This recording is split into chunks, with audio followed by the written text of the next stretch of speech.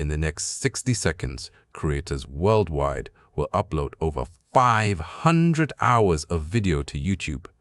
In that same minute, the global influencer marketing industry will have earned over $60,000. Today, there are over 200 million people who call themselves creators, powering a colossal $32 billion machine built on connection. You let these people into your life every day. You trust them. They feel like friends. But this feeling of friendship is the single most valuable and most exploited commodity of the 21st century, and it's being engineered at a scale we've never seen before. Let's step back. This isn't about good or bad people, it's about a system. For 100,000 years, humans have gathered around campfires to share stories. It's how we build trust and form communities. Today, that campfire is a glowing screen, and the storyteller is an influencer. We're not talking about your cousin with 500 followers. We're focused on the estimated 200 million active creators who form the economy's backbone. This system is designed to tap into that ancient part of your brain, the part that craves connection and belonging. It works because, psychologically, you can't easily tell the difference between a real-life bond and a one-sided relationship meticulously crafted for an audience of millions. The setting has changed from a campfire to a digital feed, but the fundamental human need it targets is exactly the same. This feeling isn't new.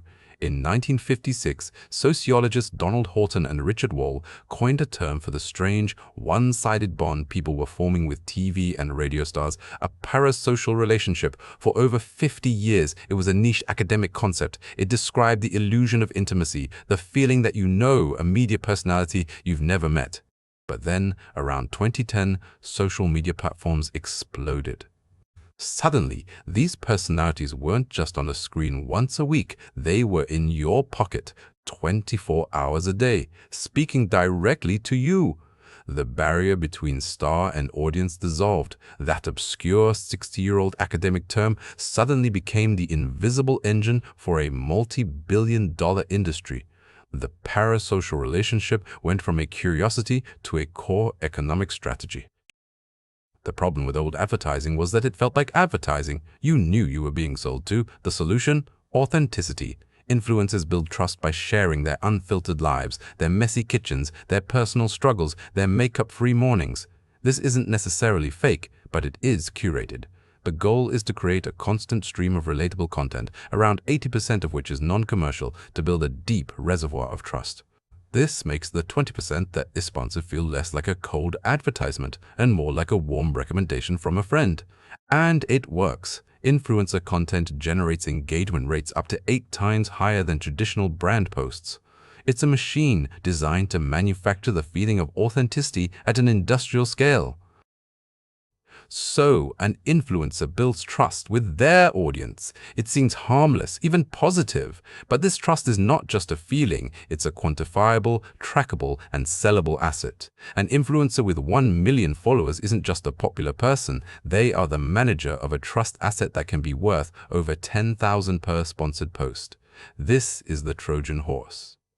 You believe you're letting a trusted friend into your mind, but what you're actually receiving is a message paid for by a brand with a 5-figure contract. The problem is your brain's wiring. It evolved to trust the people you spend the most time with. It has no natural defense against the parasocial relationship that has been weaponized for commerce, making you vulnerable to influence in a way you barely notice. A one-on-one connection isn't enough. The most successful influencers create a powerful sense of group identity. They give their followers a name, the fam, the squads, the army. They create private Discord servers, close friends lists, and exclusive Patreon content.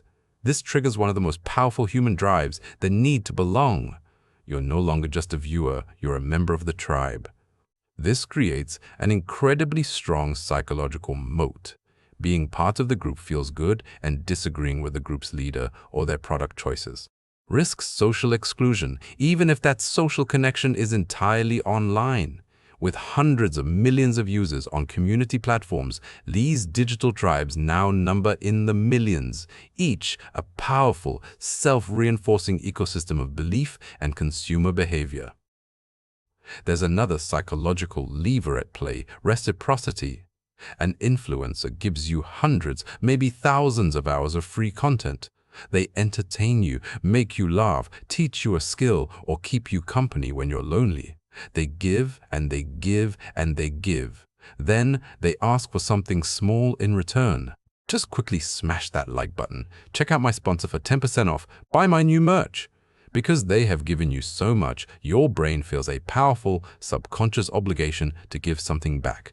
This is the reciprocity principle, a cognitive bias that makes us feel compelled to repay debts.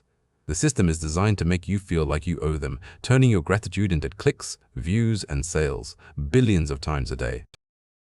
This system appears perfectly engineered for brands and platforms.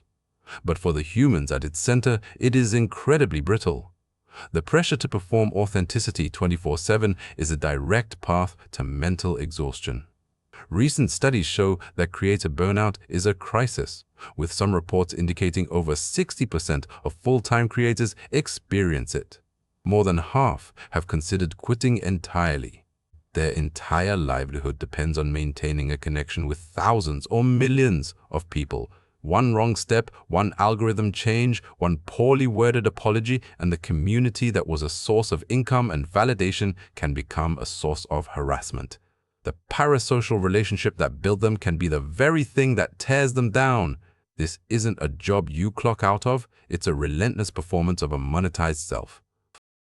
So what are our defenses? We are told to be media literate. We see the disclosures required by regulators like the FTC, a small ad or a paid partnership tag. These are supposed to be the shield that protects our critical thinking, but they are a shield made of paper. Studies on disclosure effectiveness show that even when we consciously know we are watching an advertisement, it does little to blunt the influence. The emotional trust built over hundreds of hours of authentic content simply overwhelms the rational knowledge that this specific 60-second segment is a paid promotion. The parasocial bond is far more powerful than the disclosure tag.